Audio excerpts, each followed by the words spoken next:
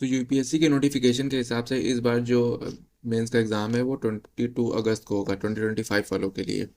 तो अब इसका इसका मतलब ये है कि हमें अभी से अपनी मेंस की प्रिपरेशन को इस तरह से शॉर्टन करना पड़ेगा कि हम इतने शॉर्ट ड्यूरेशन में, जो प्री और मेंस के बीच का जो गैप होता है उसके इतने शॉर्ट ड्यूरेशन में, अभी पहले होता था सितंबर 15 के आसपास, अभी अगस्त में हो रहा है, तो इतने शॉर्ट ड्यूरेशन में जो हमें टाइम मिलेगा, तो इस टाइम पे सिर्फ वही सेल थ्रू कर पाएगा जिसको सिर्फ और सिर्फ प्रैक्टिस करनी होगी, रादर देन पढ़ना नहीं होगा, सिर्फ प्रैक्टिस करनी होगी। तो हम अभी इस टाइम की अपनी स्ट्रेटजी को कैसा स्ट्रीमलाइन करें कि उस टाइम का ये गैप हम बाद में कवर कर ले जाएं, तो यही हम इस वीडियो में डिस्कस करने वाले हैं। ठीक है। तो सबसे पहली बात ये आती है कि सितंबर का मंथ अब हमारे पास है, तो हम मंथ वाइज प्लान करेंगे। ठीक। सबसे पहले मेरी ये आपसे एडवाइस रहेगी कि आप GS4 पहले कर लो, क्योंकि it is short, it is simple and short and you can complete it. और उसके कंप्लीट करके नोट्स बना के रख लो एक बार साइड में। इससे क्या होगा, बाद में आपको इस चीज़ के लिए सोचना नहीं पड़ेगा, और तब तो प्रिपेयर करने का टाइम है नहीं। तो GS4, तो इस वीडियो में हम सबसे पहले GS4 की स्ट्रेटजी देखने जा रहे हैं, और सेकेंडली ऑप्शनल, ऑप्शनल को भी आप 100% कंप्लीट कर लो। मैंने पहले बोला था एटलीस्ट पेपर 1 तो कर, पेपर 2 भी करने का टाइम मिलेगा नहीं उस टाइम पे, तो पेपर 1 पेपर 2 दोनों ही कर लो। ठीक है। तो वो अब जनवरी तक ले जा सकते हो ऑप्शनल को, लेकिन मैं GS की बात कर रहा हूँ। तो अभी हम GS4 की स्ट्रेटजी इस वीडियो में डिस्कस करने वाले हैं, with resource, with monthly plan, completely पूरी स्ट्रेटजी। ठीक। तो अब देखते हैं।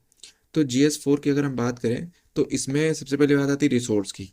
तो रिसोर्स के लिए जो मैं सबसे बढ़िया बुक सजेस्ट करता हूँ वो है बालाजी। अगर आपके पास कोई और बुक है, you can suggest that book, कोई प्रॉब्लम नहीं है। बट अगर आपको खरीदनी है तो यू कैन बालाजी IAS की बुक आती है GS4 की, वो मुझे काफ़ी सही लगती है, क्योंकि वो कंटेंट वाइज भी रिच है और वो एक्सप्लेनेशन पे ज़्यादा फोकस करती है। ठीक है। तो हम यहाँ पे GS4 का पहले सिलेबस देख लेते हैं, देन आपको बताते हैं कि कैसे कवर करना है इसको। ठीक है। तो GS4 का सिलेबस यहाँ पे मेंशन है। तो ये सब यूनिट्स हैं, मैंने उसके सामने ये डेट दिन असाइन कर दिए कि कम से कम इस यूनिट को कवर करने में कितना टाइम लगना चाहिए। ठीक है। तो आइडियली इस यूनिट को 4 मैंने यहाँ पे इसको 3 3 दे रखा है। ठीक है। इमोशनल इंटेलिजेंस को 2 डेज। ठीक है। नोट्स बनाने के साथ मैं बोल रहा हूँ, आंसर राइटिंग के साथ नहीं, पढ़ करके और नोट्स बनाने के साथ। ठीक है। जो मॉडल थिंकर्स है इसमें 4 दिन लगेंगे, किसी किसी को 5 दिन भी लग सकते हैं, क्योंकि ये काफ़ी थोड़ी टफ यूनिट है, टफ टू अंडरस्टैंड। फिर ये वाली यूनिट हो गई। ठीक। अब सुनो, जो लास्ट वाली यूनिट है इसको अभी आप स्किप कर सकते हो, क्योंकि जब आप GS2 पढ़ोगे तो इससे इसको लिंक करना है। ठीक है। तो अभी इसको छोड़ दो, जब GS2 पढ़ना तब इसको बाद में हम लिंक कर लेंगे, इसमें तो कोई प्रॉब्लम नहीं है। ठीक। प्रोबेटीन गवर्नेंस को।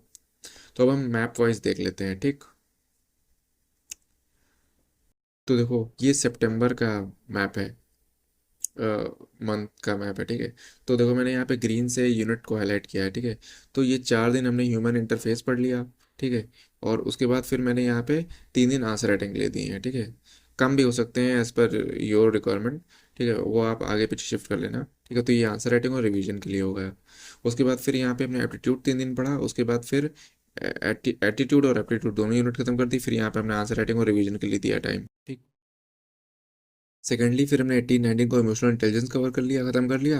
और फिर यहाँ पे उसका रिवीजन, इन सब का रिवीजन पूरा ऊपर तक के रिवीजन हो जाएगा, और आंसर राइटिंग 1 2 आंसर राइटिंग लिख के देख सकते हैं आप। ठीक है। फिर यहाँ मैंने थिंकर्स कवर कर लिए, लेकिन मैंने थिंकर्स के आंसर नहीं लिखे। वो मैं बताऊंगा क्यों पर, क्योंकि वो थोड़ी कॉम्प्लिकेटेड यूनिट है। तो पहले आप इसको कंप्लीट करके नोट्स बना के रख लो, ताकि आपके पास कंटेंट हो। ठीक है, लिखने के लिए। फिर इथिक्स इन पब्लिक एडमिनिस्ट्रेशन, ये लास्ट वाली यूनिट जो मैंने बोली थी, ये वाली भी कवर हो गई।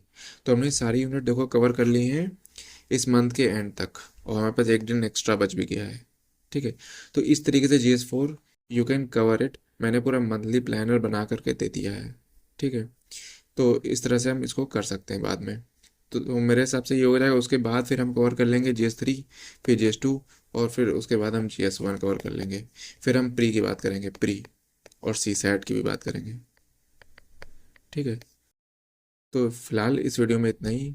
Like, subscribe and comment down below as you like it, and you can also join the Telegram channel, link in the description box.